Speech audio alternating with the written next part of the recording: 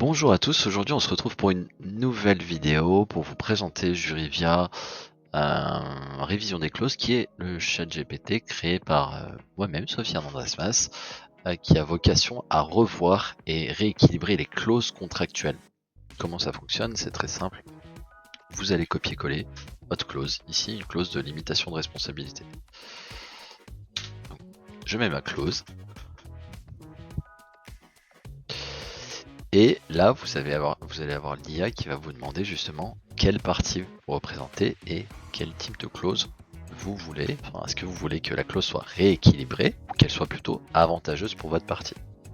Donc, moi ici, je suis le client. Il s'agit quand même d'une clause limitative de responsabilité pour le fournisseur.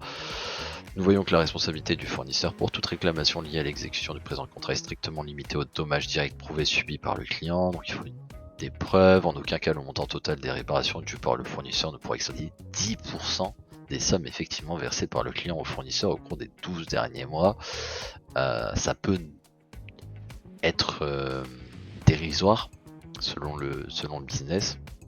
De plus, le fournisseur exclut toute responsabilité pour les dommages indirects, incluant notamment la perte de bénéfices, la perte de données, etc. On est sur une grosse exclusion. En cas de faute grave, on est même sur une exclusion énorme. En cas de faute grave ou intentionnelle, la responsabilité du fournisseur sera limitée à un montant maximal de 50 000 euros pour l'ensemble des réclamations au titre du présent contrat. Tout dépend. Là, on va être sur un contrat de 500 000 euros. Voilà, tout dépend de la réalité économique. 10%, voilà. Donc je suis le client et je voudrais une clause équilibrée.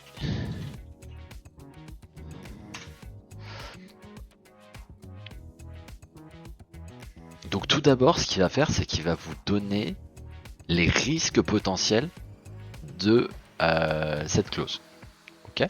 Donc il va vous dire que le plafonnement de responsabilité il est bas. Il va vous alerter sur le fait qu'il y a des exclusions des dommages indirects. Même si cette pratique est courante, l'exclusion des pertes de données ou de bénéfices pourrait ne pas être équitable dans certains scénarios. La limitation à 50 000 euros en cas de faute grave intentionnelle.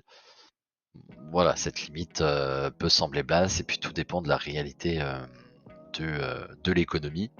Toujours, n'hésitez pas à nourrir le GPT, de lui donner plus d'informations sur la réalité de l'économie pour qu'il vienne encore mieux rééquilibrer les clauses. Et là, ce qu'il vous propose, c'est de voir une clause plus équilibrée. Donc, il va nous dire la responsabilité du fournisseur pour toute réclamation liée à l'exécution du présent contrat est strictement limitée aux dommages directs prouvés subis par le client. Donc ça, il y a quand même cette nécessité de preuve par le client. En aucun cas, le montant total des réparations dues par le fournisseur ne pourra excéder 50% des sommes effectivement versées par le client au cours des 12 derniers mois. On est passé d'un 10% à 50%. On rappelle qu'on a demandé à l'IA un équilibrage plutôt qu'une agression dans la révision de cette clause. On aurait pu totalement renverser la clause en lui demandant une clause beaucoup plus favorable. De plus, le fournisseur exclut toute responsabilité pour les dommages indirects, incluant notamment la perte de bénéfices, la perte de données, la perte de chiffre d'affaires ou de clientèle, sauf dans le cas où les dommages résultent d'une négligence grave ou d'une violation intentionnelle de ses obligations. Donc on a mis une exception, c'est-à-dire lorsque les dommages résultent d'une négligence grave ou d'une violation intentionnelle. Donc on est venu ici en cas de faute grave ou intentionnelle. Non, celle-là.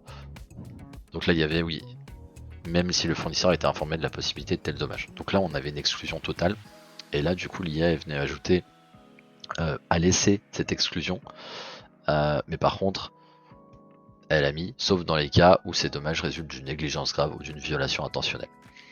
Et on est passé de 50 000 euros en cas de faute grave ou intentionnelle au niveau du plafonnement de responsabilité à 100 000 euros pour l'ensemble des réclamations au titre du présent contrat. Donc on a doublé.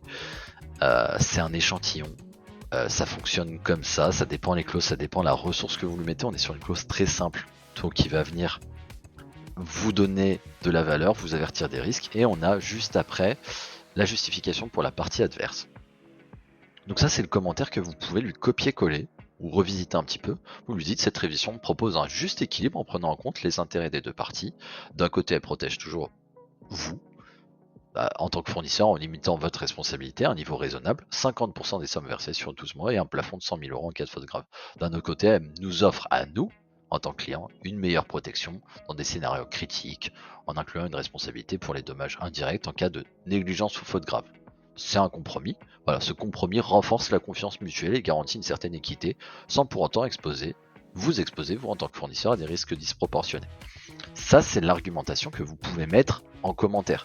Vous l'ajustez un tout petit peu, ou beaucoup, tout dépend de à quel point elle est satisfaisante. Mais concrètement, voilà ce qu'il vous propose. Il vous donne les risques, il vous fait la reformulation, et il vous donne la justification à proposer dans le commentaire en suivi de modif, quand vous êtes sur votre contrat en suivi de modif, le petit commentaire à mettre justement à l'autre partie. C'est un outil qui peut s'avérer très pratique. On n'est jamais à l'abri des erreurs, on reste sur de l'intelligence artificielle et on est encore au début de l'ère de l'intelligence artificielle, mais il peut faire un bon travail. N'hésitez pas, encore une fois, quand vous collez votre clause, à lui parler de la réalité économique du contrat, à lui parler de d'autres conditions du contrat pour qu'il puisse au mieux reformuler cette clause en prenant en considération d'autres éléments, d'autres détails qui pourraient être pertinents et qu'il ne peut pas deviner à votre place. Donc évidemment, vous pouvez pas attendre de lui qu'il sorte des informations qui précisent des choses si vous ne lui indiquez pas que c'est ce que vous attendez. Mais voilà, il y a un premier jet. Voilà, ça sera tout pour cette vidéo. J'espère qu'elle n'a pas été trop longue et que l'outil vous plaira. Il est accessible gratuitement. Si c'est un outil qui vous satisfait, évidemment, vous avez la possibilité de soutenir le développement. Ça fait toujours plaisir et ça permet de faire grandir l'outil, de développer, de continuer à proposer des solutions pour la communauté, des professionnels du droit. Et on se dit à bientôt. Merci à tous pour votre écoute.